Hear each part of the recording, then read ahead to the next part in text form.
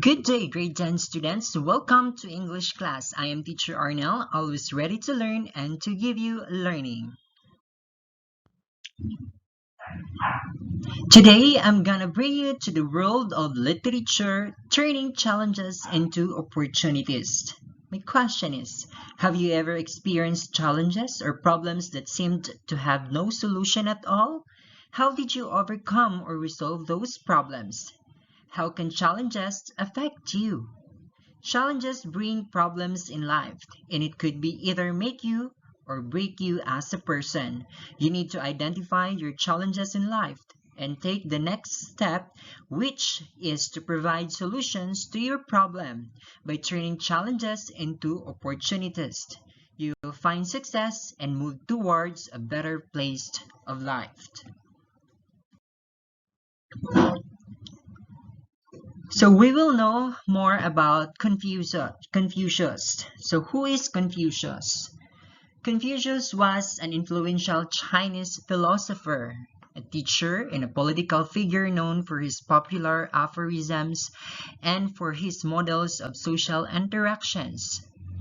Confucius, also known as Kong Qi or Kung Fu, was a Chinese philosopher, teacher, and political figure. His teachings, preserved in the Analects, focused on creating ethical models of family and public interaction and setting educational standards. After his death, Confucius became the official imperial philosophy of China, which was extremely influential during the Han, Tang, and Song dynasties. So we will learn about stories. So what is a story? A short story is a work of fictional narrative prose with few characters, limited setting, and a single major event. It is meant to be read in a single setting. It has different parts that includes the following key elements. So that is a short story. Now, what is a parable? A parable means a short story that teaches a moral or spiritual lesson, especially in one of the stories told by Jesus Christ and recorded in the Bible. So, here are the elements of a short story. First, we have plot. Under plot, we have exposition, rising action, climax, falling action, and resolution. What is exposition? It is the beginning of the story where characters and settings are introduced. When we say rising action, it is where the main character faces a series of conflicts. When we say also climax, it is the most exciting part of the story when we learn the outcome. Then the falling action is an event leading to the end of the story. So that leads to the story, which is the resolution, which is the ending of the story. So another elements of a story is a characters. So under character, we have protagonist. So what is protagonist? Protagonist is one who undergoes a change or learns something during the course of the story, leading part.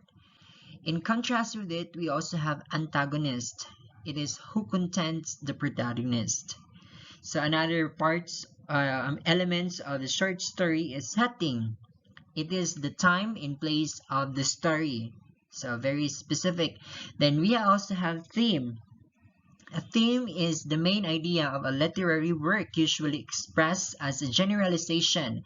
It is implied, not stated in the story. So now we will be reading the Analects by Confucius that was translated by Arthur Waley. So let's begin.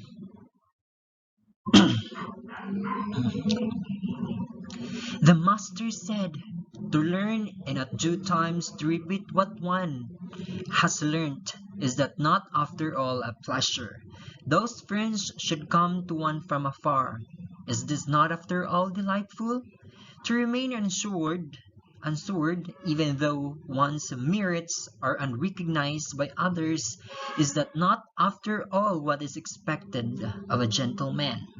The master said, a young man's duty is to behave well to his parents and home and to his elders abroad, to be cautious in giving promises and punctual in giving them, to have kindly feelings towards everyone, but seek the intimacy of good.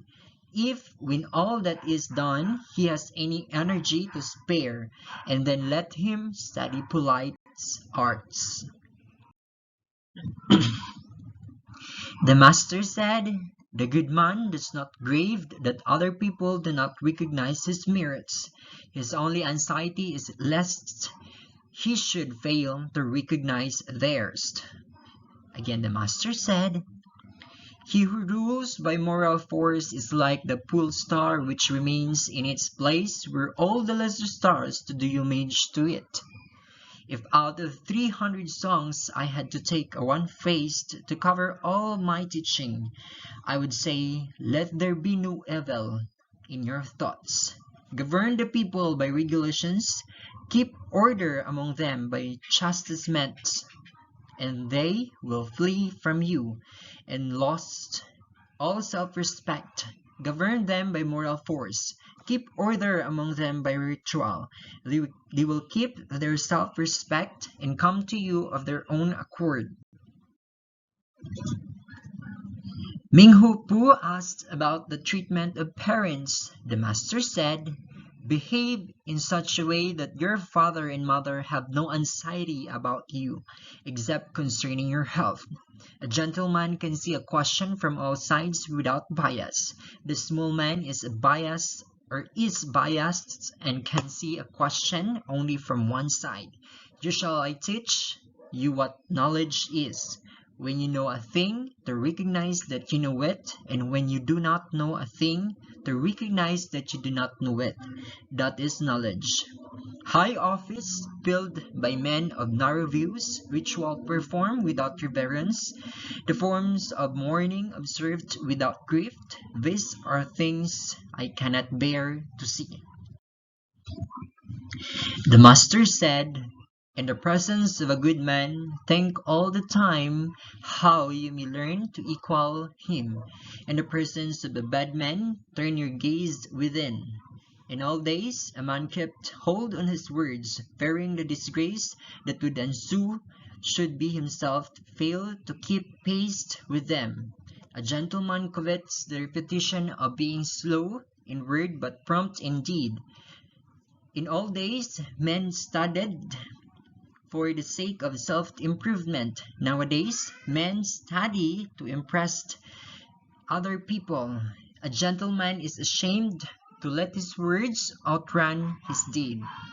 He who will not worry about what is far off will soon find something worse than very close at hand. The master said, to demand much from oneself and little from others is the way for a ruler to banish discontent. So that was the Analects by Confucius. So now let's listen to a story. This is not a story, but something that could tell about Analects. The Behind the Book lecture series is made possible by World eBook Library, the world's largest database of portable ebooks for academic research, and the World Heritage Encyclopedia, the world's knowledge at your fingertips. There is no shortage of people in the world who have been influenced by Confucian thinking. Chinese values are often very consistent with Confucian thought, that it's hard to separate the two. So many of today's common ideas and stories are built upon ideas that have come before, and those ideas set in motion revolutions that have changed the world. Today, we are in the information age. We take knowledge for granted, but back then, ideas, particularly if they were different, were considered dangerous. Machiavelli departed from conventional teachings as espoused by the Catholic Church.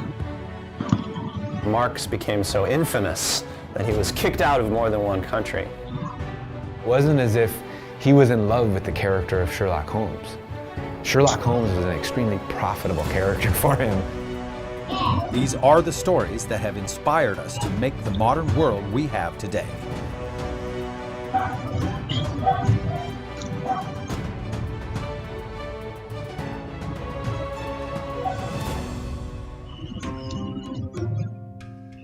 Confucius lived about 2,500 years ago, about 500 BC, in a period in Chinese history that was characterized by widespread civil unrest. It was actually called the period of the Warring States. China had not been unified yet, and so there were different feudal lords who had, different kingdoms or fiefdoms, you might call them, who waged war against one another. Confucius himself was more educated as opposed to a soldier. In seeing what kind of unrest pervaded society, his thinking was, if people educate themselves and cultivate morality, then society would become peaceful and harmonious. The Analects, which is largely attributed to Confucius, were prescriptions for how a gentleman should behave. It's not certain whether Confucius composed the Analects or if it's an anthology of his sayings that was compiled by his disciples, maybe later in his life or even after his death. Nonetheless, the Analects, or 论语 in Chinese, became very popular even 200-300 years after his death. Central to Confucian thinking is the understanding that education is a key to refining oneself. The principle of 仁, or benevolence, it's sometimes translated. Cultivating benevolence is a key to addressing societal unrest that characterized that time. So if a person educated themselves and cultivated their benevolence, that would be the starting point for bringing peace and harmony to society. Confucius is also credited with defining 5 relationships: father to son, elder brother to younger brother, husband to wife, ruler to subject, and friend to friend. By virtue of these 5 relationships, everybody should understand different contexts in which they're supposed to behave, everybody acting in accordance with their place in society. And Confucius called this 正名, or the rectification of names. When a ruler acts as a ruler should, when a father behaves as a father should, and a son acts like a son should, then society would be at peace. It seems that there was a shift in Chinese history from the civil unrest to, shortly thereafter, the first emperor of China unifying the kingdom. And that unification ushered in a period of peace. It's hard to attribute causality there, but it seems that in the aftermath of Confucius sharing all of these sayings, the country then being unified, that there was if it wasn't actually concurrent, there was at least a convergence of people educating themselves, behaving differently, and the country enjoying a period of peace and prosperity. It's interesting that Confucius has become so popular and famous as kind of almost a father of Chinese philosophy. Confucianism, as understood by religious scholars, is not a religion. There's no mention of an afterlife. So it's probably most accurate to think of Confucianism as behaviors and a code of ethics that one might engage in. I think that an understanding or an inquiry into Confucius is a necessary starting point when studying Chinese history or Chinese literature. Confucian thought is so central to Chinese thinking, even today. Another very important ideal in Confucian thinking is that of filial piety, or how children should act with respect to their parents and their grandparents and their elders. It's called 孝顺 in Chinese. And you'll see that both in China to this day, as well as in Chinese people, even those whose ancestors might have emigrated from China many years before. One of the phrases that Confucius is credited with in the Analects is about what knowledge is. And in Chinese it goes, 知为知, 不知为不知, 是知也. What you know is what you know, what you don't know. And understanding that and knowing that is true knowledge. I was like that.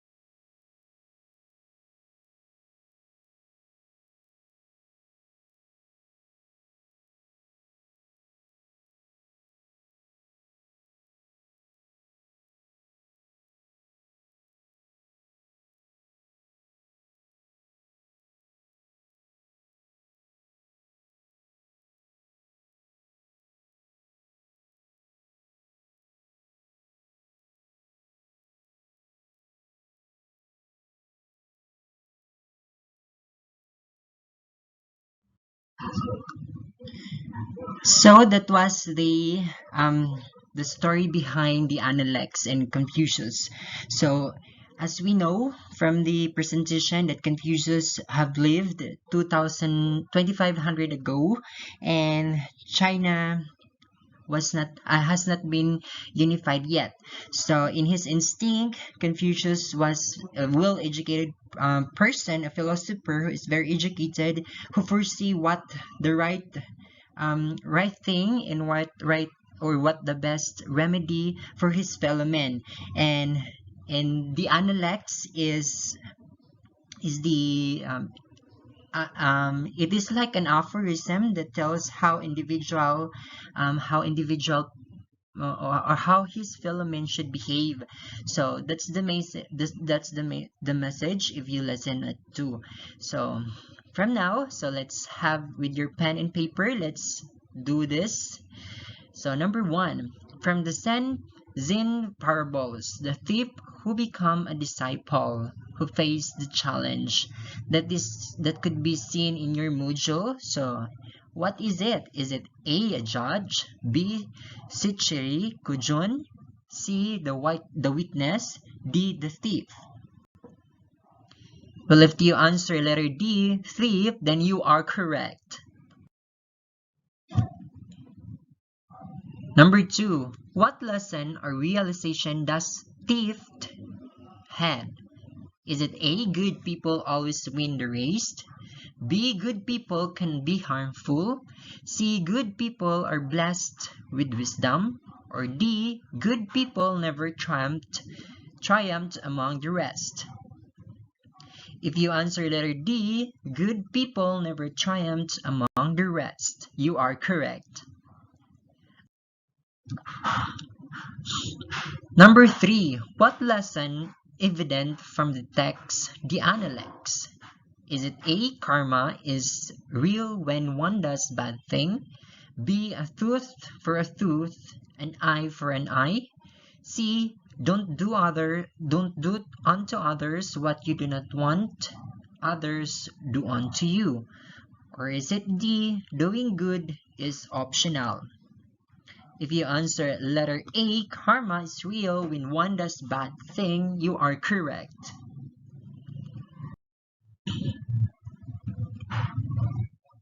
Number 4, is the gesture of the thief at the beginning of the parable worth imitating? Is it A, yes, B, no, C, maybe, D, not certain? If you answer a letter B, no, then you are correct. Number 5. What elements of the story was usually expressed as a generalization was implied? Is it A. Plot, B. Setting, C. Theme, D. Point of view? If you answer letter C, theme, then you are correct.